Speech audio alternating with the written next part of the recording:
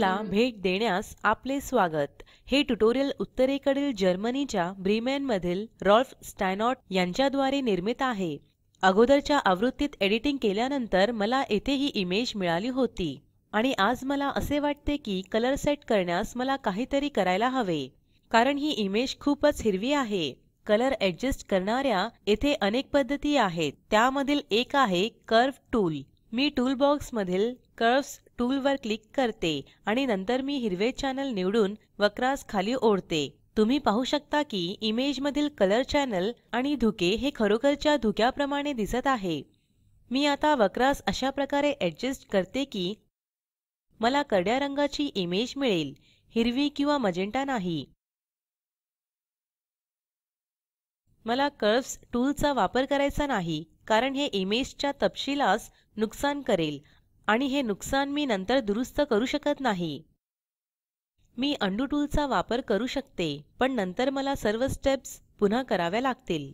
म्हणून मला असे काही हवे जे इमेजला नुकसान करणार नाही आणि मी नंतर ही ऍडजस्ट करू शकेल। येथे एक अशी पद्धत आहे जी लेयर सहित साधे फिल्टर वापरते। मी येथे लेयर डायलॉग उघडलेला आहे। तुम्ही येथे बॅकग्राउंड पाहाल जी आपली मूळ इमेज आहे आणि मी येथे केवळ नवीन लेयर जोडते।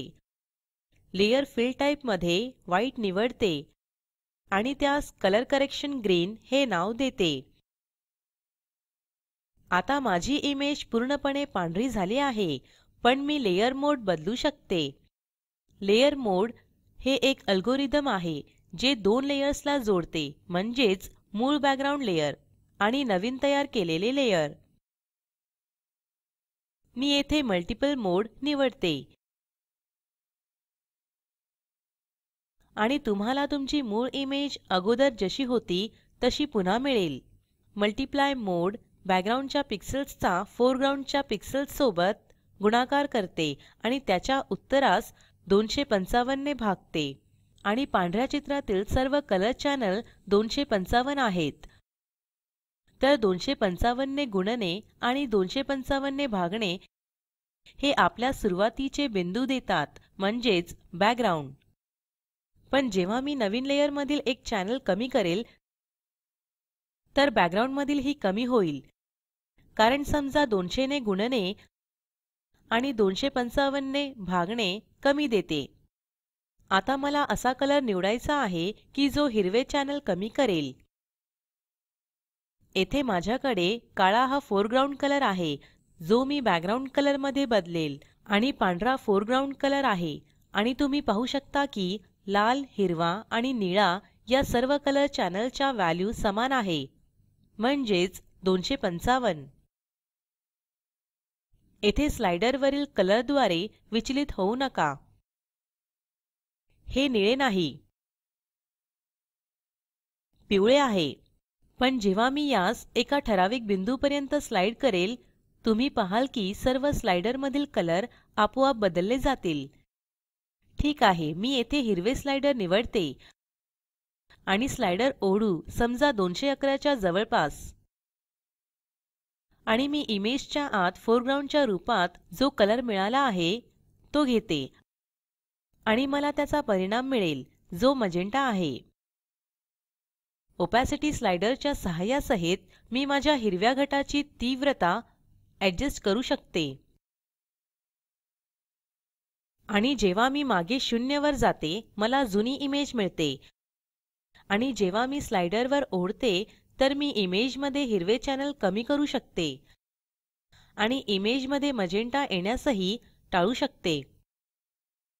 हे अधिक चांगले दिसत आहे। लेयर टूलचा वापर करून मला वाटेल तेव्हा मी बदल करू शकते आणि जेव्हा त्यावर अधिक लेयर्सचा ढीग असेल तर मी त्यास चांगल्या प्रकारे ऍडजस्ट ही करू शकते आणि जरीही मी चित्रात काही बदल करेल तर ते तसेच राहतील। आता ही या लेयर मध्ये काही बदल करायचे आहेत। आता हे करडे दिसत आहे, मला किंचित निळा जोडायचा आहे। पुन्हा मी तीच प्रक्रिया अनुसरते आणि नवीन लेयर तयार करून त्यास कलर करेक्शन ब्लू नाव देते आणि मला आणखीन थोडे निळे घालायचे आहे। इमेज मध्ये निळा जोडताना मी स्क्रीन मोड वापरते। हे मल्टीप्लाय मोड पेक्षा जरा जास्त किचकट आहे. स्क्रीन मोड मध्ये कलर अगोदर उलटा होतो आणि नंतर गुणिले आणि भागिले खूपच किचकट आहे. मी फोरग्राउंड कलर बदलून काळा करते आणि कलर जोडा. मला थेट जोडायचे आहे आणि आता मला जरा निळा जोडावा लागेल. निळा स्लाइडर थोडा खाली स्लाइड करा आणि कलरला इमेज मध्ये ड्रॅग करा. येथे हे निळे असायला पाहिजे, जे आताही काळ्यासारखे दिसत आहे, परंतु हे खूप गडद निळे आहे. येथे इमेज कडे पहा आणि जेव्हा मी हे बंद करेल तुम्ही बदल पाहाल. इमेज ही निश्चितपणे निळसर आहे. मी दोन्ही नवीन लेयर्स बंद करू शकते आणि याद्वारे तुम्हाला सुरुवातीचा बिंदू मिळेल. जेव्हा मी पहिल्या लेयरवर क्लिक करेल आपल्यास कमी झालेले हिरवे चॅनल दिसेल आणि दुसऱ्या लेयरवर क्लिक केल्यास हे किंचित निळा कलर जोडेल. हे खूपच निळे झाले आहे म्हणून मी ओपॅसिटी कमी करते. हे चांगले दिसत आहे. नंतर मी नेहमी त्यास ऍडजस्ट करू शकते. लेयर टूल खूप प्रभावी आहे कारण तुम्ही लेयरवर लेयर तयार करू शकता आणि खालच्या लेयरवरून वर येणाऱ्या पिक्सेल्सना तुम्ही प्रत्येक लेयरमध्ये बदलू शकता. दुरुस्ती करण्याची शक्यता अमर्यादित असते आणि तुम्हाला हवे तेव्हा तुम्ही हे करू शकता. कदाचित तुम्ही चांगले कलर मिळण्यासाठी स्लाइडरला जरा खाली स्लाइड करू शकता आणि तुम्ही या स्लाइडरने खेळू शकता, जे आपल्यास येथे कलर बदलण्यास हातभर शक्यता देते. मला खास कार्यक्रमावर लेयर टूल स्पष्ट करावा लागेल, परंतु आजसाठी एवढे पुरे. स्पोकन ट्युटोरियल प्रोजेक्ट करिता या ट्युटोरियलचे भाषांतर कविता साळवे यांनी केले असून मी रंजना भांबळे आपला निरोप घेते. धन्यवाद.